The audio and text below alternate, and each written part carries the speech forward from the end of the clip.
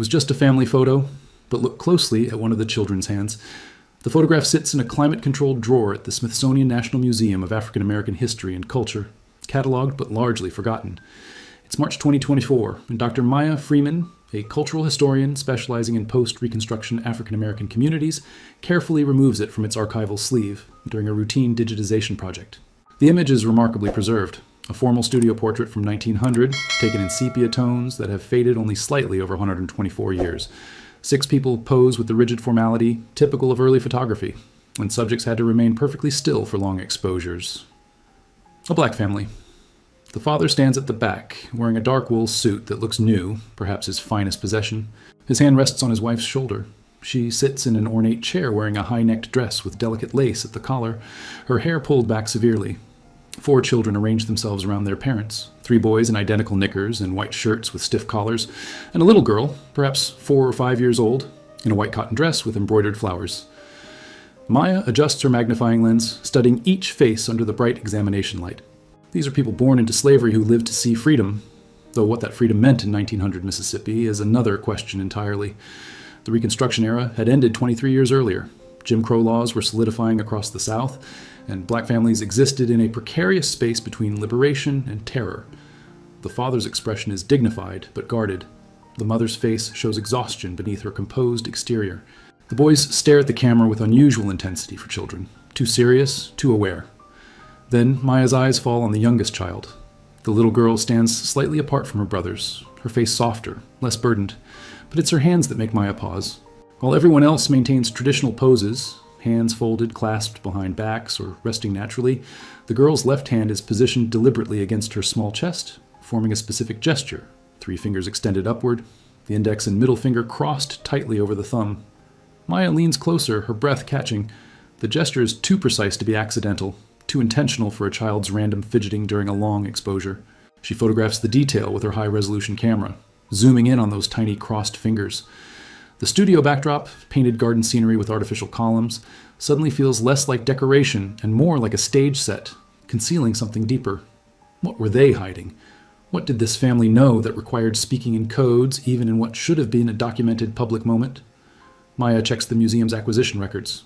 The photograph was donated in 1987 from an estate in Chicago, part of a larger collection of early African American portraiture.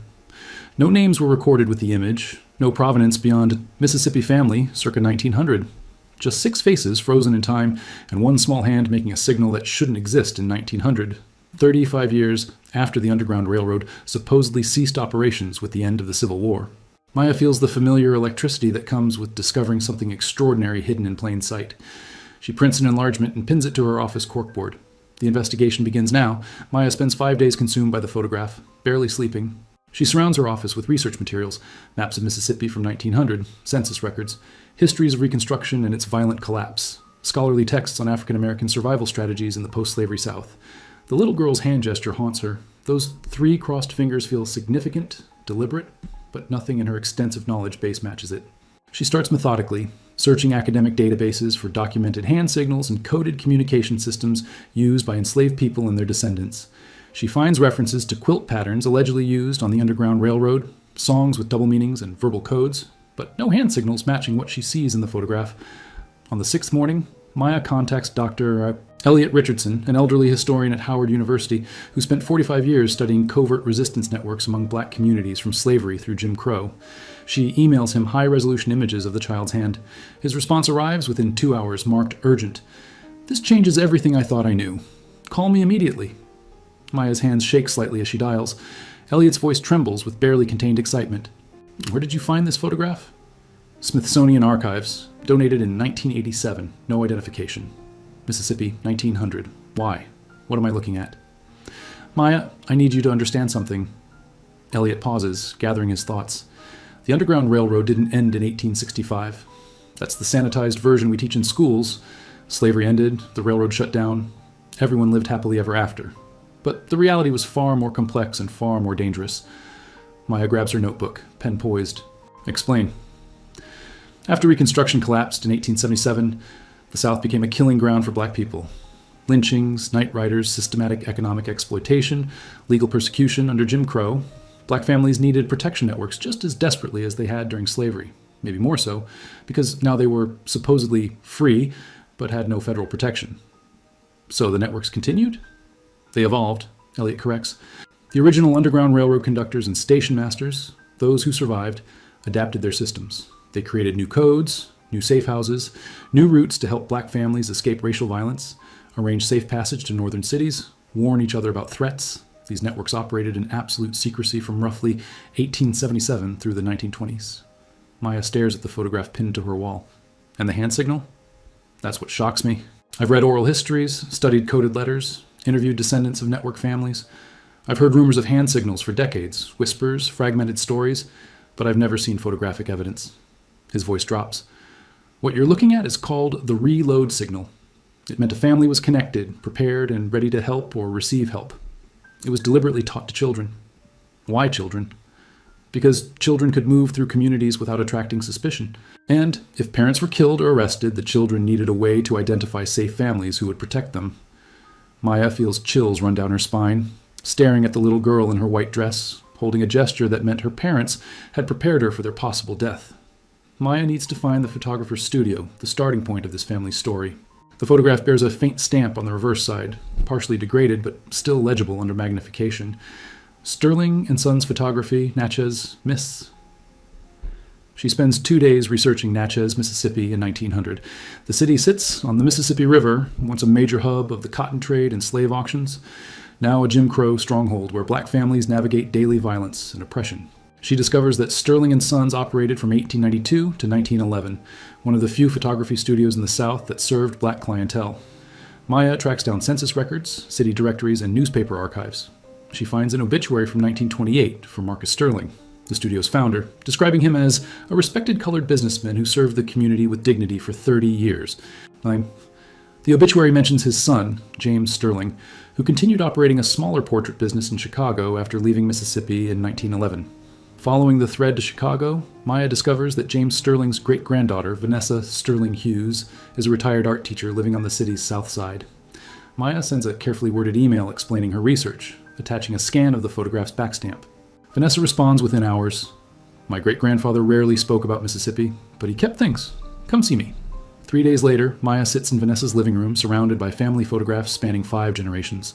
Vanessa, a woman in her 70s with silver locks and warm eyes, brings out a wooden trunk that belonged to James Sterling. He carried this trunk from Mississippi to Chicago in 1911, Vanessa explains. Never let anyone look inside while he was alive. After he died, my grandmother inherited it, but didn't know what to make of the contents. Now you're the first historian to see this. Inside the trunk, hundreds of glass plate negatives, carefully wrapped and preserved, portraits of black families from Natchez between 1892 and 1911, and beneath the negatives, 3 leather-bound journals in James Sterling's handwriting. Vanessa opens the first journal. My great-grandfather wrote everything down, every family who came to the studio, dates, names, sometimes notes about why they needed portraits made. Maya's heart races as Vanessa flips through pages to September 1900. Her finger stops at an entry dated September 14th. Coleman family. 6 portraits, express order, 3-day rush, special arrangement. Coleman, Maya whispers. What does special arrangement mean? Vanessa looks at her with inherited knowledge in her eyes. My great-grandfather's studio wasn't just a business. It was a safe place, a checkpoint. Families who needed help knew they could come to him. Was he part of the network? He never called it by name, not even in his journals. But yes, he documented people who were about to disappear, by choice, to survive. This photograph you found? Those people needed evidence they existed before they vanished into a new life somewhere safer. Maya stares at the journal entry. The Coleman family. 6 people. 1 little girl making a signal that would outlive them all. Do you have the glass plate negative for this portrait? Maya asks. Vanessa smiles slightly. I think I can find it. Vanessa carefully lifts a wooden box from the trunk, handling it with reverence. Inside, wrapped in yellowed cloth, are glass plate negatives organized chronologically. She moves through them methodically until she finds September 1900. Here, she says softly, holding up a glass plate to the light. Maya sees the image in negative, dark figures against a light background, but unmistakably the same family. The father's protective stance, the mother's formal posture, the 3 boys, and the little girl with her hand positioned in that deliberate gesture. Can we have this professionally scanned? Maya asks. A high resolution might reveal details the paper print doesn't show. I know someone at the Art Institute who specializes in historic photographic preservation, Vanessa says. Let me make a call. 2 days later, Maya stands in a conservation lab at the Art Institute of Chicago as a specialist named Robert carefully positions the glass plate under a high-resolution scanner designed specifically for historic photographic materials. The resulting digital image is stunningly clear. Every texture of fabric, every strand of hair, every line in the subject's face is rendered in remarkable detail. Robert zooms in on the little girl's hand. That's definitely intentional, he confirms. See how her fingers are positioned with tension. She's holding that gesture deliberately, probably for the entire exposure time. That would have been difficult for a child this young. Exposures in 1900 took several seconds of absolute stillness. She was trained, Maya says quietly. Robert points to another detail. Look at the mother's left hand resting in her lap. See this ring on her middle finger? It has an engraving. Maya leans closer. The ring bears a tiny symbol, 3 interlocking circles forming a triangle. What does that mean? Vanessa asks. Maya photographs the detail, her mind racing. I don't know yet, but it's connected somehow. Back at Vanessa's home, they examine James Sterling's journals more carefully. Maya discovers that certain families have small symbols marked next to their names, stars, circles, triangles. The Coleman family entry has 3 interlocking circles drawn in the margin. He was marking network families, Maya realizes. Different symbols meant different things, maybe levels of involvement or types of assistance needed. Vanessa flips through more pages. Look at this. August 1900, 1 month before the Colemans. Reverend Patterson visited, discussed arrangements for autumn departures. 12 families confirmed. 12 families preparing to leave Mississippi, Maya says. The Colemans were part of a larger exodus.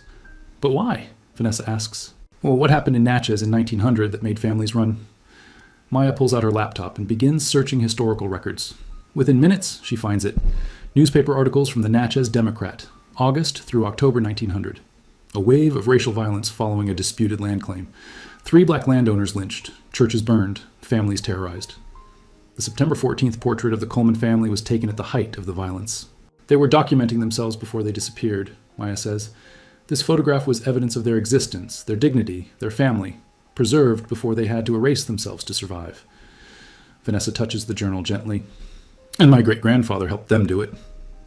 Maya immerses herself in Natchez records from late 1900, piecing together a picture of systematic terror. She discovers that the violence wasn't random. It targeted black families who had managed to acquire land, establish businesses, or gain any measure of economic independence in the 35 years since emancipation. The Coleman family, she learns from property records, owned 40 acres of farmland outside Natchez, purchased in 1892. The father, Isaac Coleman, had been born enslaved in 1861, freed as an infant, and somehow managed to save enough money to buy land, an extraordinary achievement that made him a target. She finds Isaac's name in an 1899 agricultural report as one of the few black farmers successfully growing cotton and vegetables for market. Success that would have bred resentment among white landowners accustomed to black subservience and economic dependence. Then, in October 1900, a notice in the Natchez Democrat, land auction. Coleman property, 40 acres, forfeited for unpaid taxes. Illegal theft disguised as bureaucracy. But by then, the Colemans were gone. Maya contacts Dr. Richardson again, sharing everything she's discovered. He guides her to census records, the paper trail that might track the family's movement. If they left Mississippi in late 1900, they would have headed north, Elliot explains. Chicago, Detroit, Cleveland, cities where black communities were establishing themselves, where factory work was available, where they might disappear into growing populations. Maya searches 1910 census records for northern cities, looking for Isaac Coleman and his family. The name is too common, appearing hundreds of times. She needs more specific identifiers. And she remembers the children, the 3 boys and the little girl. She estimates their ages from the photograph. The oldest boy perhaps 12, the middle boy 10, the youngest boy 7, and the girl about 4 or 5. She searches for black families in northern cities with 4 children matching those age ranges. The work is painstaking, taking days of cross-referencing city directories, church records, and school enrollment lists. Finally, in a 1910 census record from Detroit, Michigan, she finds them. Isaac Coleman, age 49, labor. His wife Esther, age 44, laundress. Children Thomas, 22, Benjamin, 20, Samuel, 17, and Ruth, 14. The ages fit perfectly, accounting for 10 years of growth. The Colemans made it. They survived. But Maya notices something else in the census record. Under year of immigration to Michigan, it lists 1900. Under place of birth for all family members, Mississippi. And in the margin, in the census taker's handwriting, a small notation, family declined to provide prior address. They had buried their past deliberately, erasing Natchez from their story, protecting themselves even a decade later and hundreds of miles away. Maya stares at Ruth's name, the little girl in the white dress who made the reload signal with her small hand, who carried a code meant to save her life. She's determined to find out what happened to Ruth Coleman. Tracking Ruth Coleman through 114 years proves extraordinarily difficult. Maya starts with Detroit records from 1910 onward, searching for a black woman born in Mississippi around 1895 or 1896. She finds Ruth's name in 1918 Detroit school records, graduating from Cass Technical High School, one of the few black students in her class. Then the trail goes cold for several years, until Maya discovers a marriage certificate from 1921. Ruth Coleman married to William Harris, a postal worker. The surname change complicates the search, but Maya persists. She tracks Ruth Harris through city directories, living on Detroit's east side, no occupation listed in the 1920s and 1930s, likely working at home, raising children, taking in laundry, or doing domestic work that left no official record. Then Maya finds something unexpected. Ruth's name appears in the archives of the Second Baptist Church of Detroit, one of the oldest black churches in the city, and a historic station on the original Underground Railroad before the Civil War. Ruth served as a Sunday school teacher from 1925 to 1964. Maya contacts the church, speaking with the current historian, an elderly deacon named Frank Morrison, who maintains their extensive archives. When she explains her research, his response surprises her. "Mrs. Harris," he says immediately. "Oh, I remember Sister Ruth. She taught my Sunday school class when I was a boy in the 1950s. Quiet woman, very dignified, but warm with children. She died in 1987, lived to be 91 years old." Maya's heart races. Did she ever talk about Mississippi? About her childhood? Never. Not once. A lot of the older folks who came up from the South during that era didn't speak about it. Too much pain, too many memories they wanted to leave buried. Did she have children? 3 daughters and a son. The youngest daughter, Grace, still lives here in Detroit, works as a nurse at Henry Ford Hospital. I can give you her number if you'd like. That evening, Maya calls Grace Harris Thompson, Ruth's daughter, now 72 years old. Grace is cautious at first, another historian asking about the past, but when Maya mentions the photograph and describes the hand signal, Grace's voice breaks. "I need to see that picture," she says. "Can you send it to me right now?" Maya emails the high-resolution scan. 10 minutes pass. Then her phone rings. Grace is crying. "That's my mother. That little girl is my mother? I've never seen a photograph of her as a child. She always said they didn't have any pictures from before they came to Detroit. She said they were lost." "They weren't lost," Maya says gently. "They were hidden, protected." "The hand signal," Grace whispers. "My mother did that once. I was maybe 8 years old, and we were at church. An old woman came up to her, someone visiting from down south, and they looked at each other, and my mother made that exact gesture with her hand. The woman started crying, and they hugged like they were family, but I'd never seen her before. When I asked my mother about it later, she just said, 'That's how we used to say hello in the old days, baby.'" Grace agrees to meet Maya in Detroit. They sit in Grace's living room, surrounded by photographs of Ruth's life. Her wedding picture from 1921, images of her teaching Sunday school, family gatherings from the 1940s through the 1980s, but nothing from before 1910, nothing from Mississippi. "My mother was a woman of silences," Grace explains. "She loved us fiercely, but there were rooms inside her we were never allowed to enter. Whenever we asked about her childhood, she'd say, 'That was another life, baby. This is the life that matters now.'" Grace brings out a wooden box she inherited when Ruth died. "After she passed, I found this hidden in the back of her closet. I never knew what to make of it." Inside the box, a small leather-bound Bible from 1892, the pages worn and annotated in careful handwriting, a cotton handkerchief embroidered with the initials E.C., Esther Coleman, Ruth's mother, 3 buttons that look hand-carved from wood, and a folded piece of paper, yellowed with age. Maya carefully unfolds the paper. It's a hand-drawn map, crude but detailed, showing roads, rivers, and landmarks. Notations in pencil-marked distances. 12 miles to Jackson. Safe house, barn with red door. Avoid main road after dark. "This is an escape route," Maya says, her voice hushed. "This is how your family fled Mississippi." Grace stares at the map, seeing her mother's history made tangible. She carried this her whole life, never showed anyone, never spoke about it, but she kept it. Maya photographs the map, documenting every detail. Then she notices something else in the box, a small piece of folded cloth. When she opens it, she finds a child's white dress, yellowed with time, with embroidered flowers along the hem. Grace's hand trembles as she touches it. The dress from the photograph. "Your mother kept it," Maya says. "She kept the evidence." Over the next hour, Grace shares fragments of stories Ruth told over the years, Never complete narratives, just pieces that Grace is now assembling into a fuller picture. Ruth had 2 older brothers and 1 younger brother. Thomas, the oldest, became a factory foreman in Detroit. Benjamin worked for the railroad. Samuel died young in 1925 from tuberculosis. Ruth's father, Isaac, worked in an automobile factory until his death in 1933. Her mother, Esther, took in laundry and raised her grandchildren, living until 1941. They never went back to Mississippi, Grace says, not once, not even to visit. My grandfather used to say, that ground is soaked with too much blood. I'll never set foot there again. Did your mother ever explain the hand signal? What it meant? Grace thinks carefully. Once, near the end of her life, I asked her directly. She was in her 80s, and I thought maybe she'd finally tell me. She looked at me with these sad, ancient eyes and said, it meant we took care of each other when nobody else would. It meant family wasn't just blood. It was anybody willing to risk everything to keep you alive. With Grace's permission, Maya begins interviewing Ruth's surviving relatives and the descendants of families who knew the Colemans in Detroit. What emerges is a portrait of a vast, invisible network that extended far beyond Mississippi. She speaks with Thomas Coleman's grandson, Marcus, now 75, who shares stories passed down from his grandfather about the journey north in 1900. Grandpa Thomas was 12 years old when they left Natchez, Marcus explains.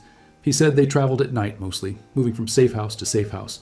Sometimes they'd stay in a barn, sometimes in the back room of a church, sometimes in the home of a black family they'd never met before. But everyone knew the signals. Everyone knew how to help.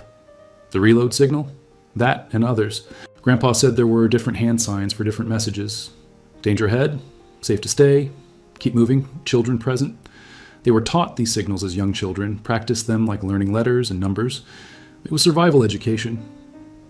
Maya learns that the network operated with remarkable sophistication. Station masters, families who provided safe houses, were positioned along routes leading north. Messages traveled through coded letters, trusted messengers, and sometimes through songs sung at church gatherings that contained hidden meanings. She discovers that Second Baptist Church in Detroit, where Ruth taught Sunday school for 40 years, was itself a network hub. The church had been a terminal station on the Underground Railroad before the Civil War, and it quietly continued that role after Reconstruction collapsed. Reverend James Carter, the church's current pastor, gives Maya access to historical records usually kept private. Our predecessors understood that the struggle didn't end in 1865, he explains. They maintained safe house networks, employment assistance, legal aid, all underground, all unrecorded, because official channels offered black people no protection. Maya finds coded entries in church ledgers from 1895 to 1920, families joining the congregation from Mississippi, Alabama, Georgia, always in groups, always arriving in autumn or winter when travel was hardest, but also when white authorities paid less attention. Your ancestor Ruth, Reverend Carter says to Grace, was part of something extraordinary. These people built their own nation within a nation, their own system of mutual aid and protection that ran parallel to and hidden from white society. Maya contacts Dr. Richardson again, sharing her discoveries. He connects her with other historians researching similar networks in different regions. Together, they begin mapping an underground infrastructure that spanned the entire South and extended into northern cities, dozens of interconnected communities communicating through codes, protecting each other across state lines. This rewrites our understanding of the post-Reconstruction era, Elliot tells her. We thought black people were simply victims, passively enduring violence. But they were agents of their own survival, building sophisticated resistance networks that operated successfully for decades. Maya organizes a gathering in Detroit for September 2024, bringing together descendants of the Coleman family and other network families who fled Mississippi around 1900. She partners with Second Baptist Church and the Charles H. Wright Museum of African American History to host the event. 43 people come, children, grandchildren, and great-grandchildren of families who survived through coded signals and mutual protection. Many have never met, their families scattered across Michigan, Illinois, Ohio, and Pennsylvania by more than a century of migration and change. Grace stands before the assembled group, now seeing her mother's story as part of something much larger. Marcus is there, representing Thomas Coleman's line. A woman named Patricia represents Benjamin Coleman's descendants. Samuel's early death left no children, but his memory is honored. Maya has prepared a presentation, but as she stands before these families, she realizes the academic research is secondary. The real story lives in the faces surrounding her, people who exist because their great-great-grandparents knew how to read a hand signal in the dark. She projects the photograph large on the screen. Isaac and Esther Coleman, their 3 sons, and little Ruth in her white dress, her hand making the gesture that saved her life. This signal, the reload signal, was a language of survival. Maya explains. Your ancestors created communication systems that kept communities alive when law, government, and society all abandoned them. This wasn't just resistance, this was genius. This was love made into strategy. An elderly man in the front row raises his hand. His name is James, and his great-grandmother ran a safe house in Alabama. My great-grandmother never told her children about this work. She was terrified, even decades later, that speaking about it would put someone in danger. Why did they stay silent for so long? Grace answers, because trauma doesn't end when the danger ends. Because they wanted us to have lives without fear. Because speaking about survival sometimes means reliving what you survived. She pauses, her voice strengthening. But silence has a cost too. It means the brilliance gets forgotten. The courage gets erased. And the children never understand what it took for them to exist. Marcus adds, we're telling these stories now, while we still can, while people who remember are still alive. The museum curator approaches Maya afterward. We want to create a permanent exhibition, not just about the Underground Railroad before the Civil War, but about these post-Reconstruction networks. We want your research to anchor it. Maya looks at the photograph of Ruth Coleman one more time. 4 years old, wearing her best dress, holding a signal that would echo across 124 years. Yes, she says, it's time these stories were told.